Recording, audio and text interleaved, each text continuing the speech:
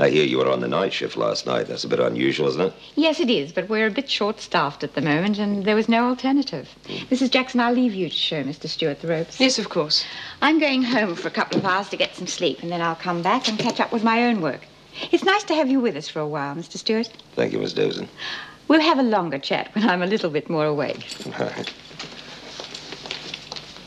She seems quite a live wire. Oh, she certainly pulls her weight. Well, ready to start? I sure am.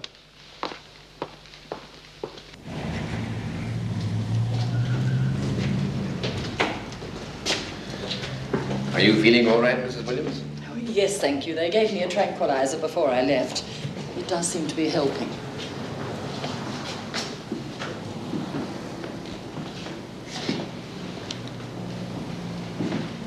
Mr. Baldwin, I'm worried about the bad publicity. Surely the judge will be affected by it. Don't worry, darling.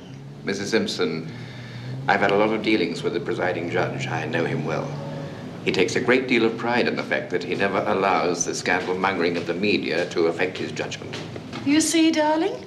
Now, Mr. Baldwin should know it's part of his job. Hello, Charlie. Stefan. How's the trout been treating you lately? Oh, I've been fattening them up for you. If you're ready, we can go in now. Ladies?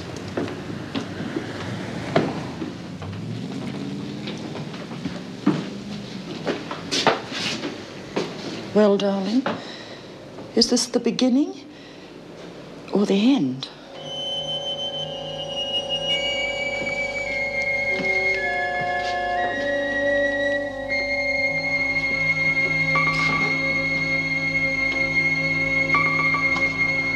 Listen, babe. The women in D Block are thinking about making up a batch of sly grog. What do you think? Oh, yeah, I suppose so. As long as they don't get caught or turn up to my drama group pissed and wreck it, otherwise I'll have them. Right, I'll tell them. Hey, listen, Mouse, what are they going to make? Don't know. I think Wendy Collins' old recipe. Oh, God, they'll poison themselves. Listen, you better ask Grizzy for a recipe. Right, thanks. Psst, don't psst in my ear. What do you want? The women in D Block are going to make up some home brew, and I was wondering if you'd give them one of your recipes. Grog? Booze? Shut up. Keep it down. Are you off your rocker? Do you know what that does to the fathers of little children? We haven't got any fathers in here. It's poisonous. It shrivels your brain, it rots your guts, it burns your throat, warms your stomach, and it makes you feel like... No! Get you behind me, Satan. Oh, forget about it. I'm sorry I asked. Mouse! In my heart, I cannot take part in your poisonous project, but as a personal favour, I'll just taste a little bit to see if it's all right. All right, thanks. Ladies, I want to introduce you to our new relieving officer, Mr. Stewart. And what's your specialty, Mr. Stewart? Whips, thumbnails, or leather boots? Don't get smart, lassie, and there'll be no hassles. Oh, hey, Jock, get that away. That's enough, Gilmore. Right, you ready for the rest of the tour? Yeah.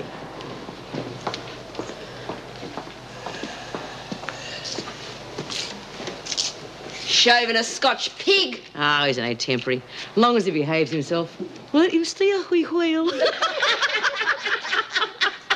Therefore, Your Honour, as is usual under these circumstances, and with the bench's approval, I would like to submit to this court a summary of the evidence against the accused. The bench so approves, Mr. Barnes. Thank you, Your Honour. When the police were called in to investigate the killing, they discovered the body of the deceased on the living room floor with a bread knife in his back. When the accused were questioned as to the manner in which Mr. Williams met his death, they informed Detective Sergeant Allen that two male intruders had broken into the house, that the deceased had disturbed them, and they had killed him.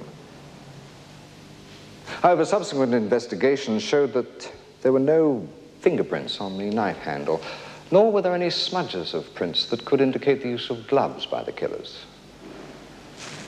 In fact, it appeared that the knife handle had been wiped clean of prints after the killing. On further questioning, the accused broke down and admitted that they had lied, and in fact that it was Mrs. Simpson who had killed her father. She claimed that she'd found him cruelly attacking her mother and threatening to kill her with a loaded rifle. The accused were then informed of their rights and subsequently charged with murder. I now call the arresting officer, Detective Sergeant Allen, to the stand.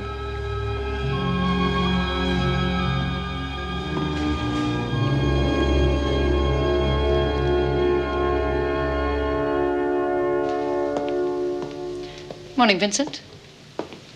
Good morning. Look, do you want me for something? No, I was just doing my rounds, and so I thought I'd drop in and see how the painting was coming on. Oh. Don't let me interrupt you. It's incredible how you've run those colours together.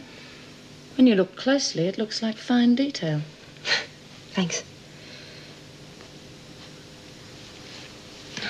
Just can't concentrate this morning. Oh, I suppose you get days like that. No, not usually. I'm fairly disciplined in my work. It's just that... Well, I can't work when I'm being watched. Oh.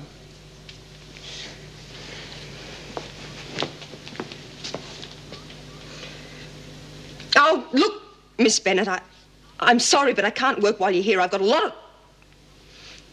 work to do before the exhibition, and if I keep getting interruptions, I'll never get it finished. I see. Don't forget, Vincent, you've been allowed special privileges to go on painting, and that's just what they are, privileges, and they don't include being rude to officers. Just remember, you're still a prisoner.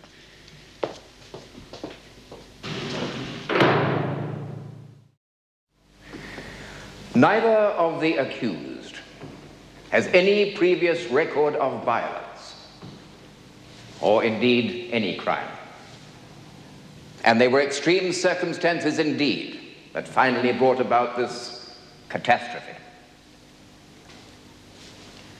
We have the sworn evidence of the witnesses from the preliminary hearing who actually saw Mrs. Williams' battered face and blackened eye, the result of a brutal attack on a night prior to the slaying.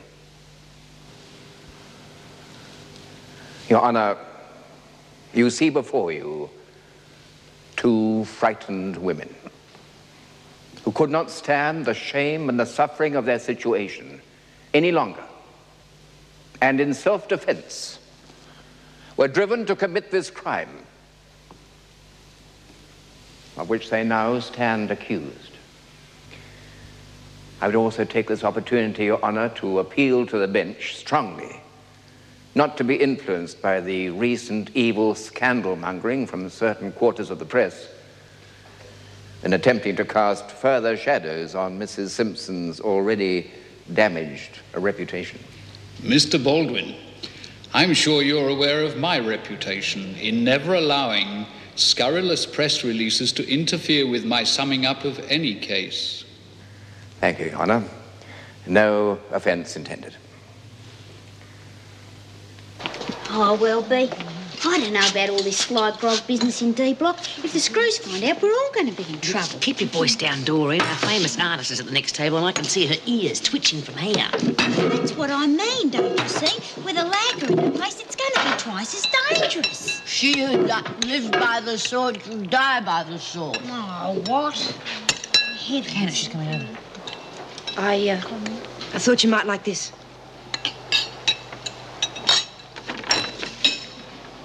Oh, thanks. Got the chin all wrong, but it's not bad, I suppose. B, I'm not a lagger. I never have been, and I never will be. It is just not my style.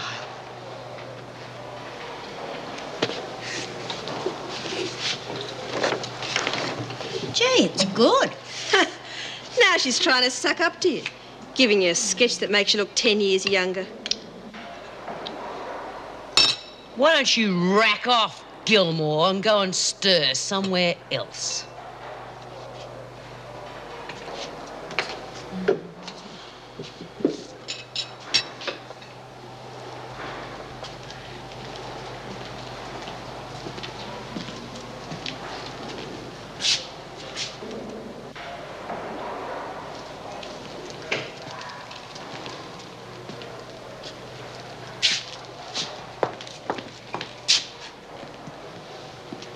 This is Carrie Vincent's cell. And What's with all this paint and stuff? Well, she's one of our few minor celebrities. What do you mean? Well, apparently she has the makings of a very gifted artist. She's given special privileges to allow her to develop her talent. I see. I'm afraid I don't go much in this rehabilitation stuff. Oh? Why not? Well, Miss Jackson, I've been working in and around prisons for quite a few years now. I usually find that most inmates are much the same. Should get on well with Vera Bennett. What have I done now? Nothing, Vincent. Why? Have you got a guilty conscience? This is Officer Jock Stewart. He'll be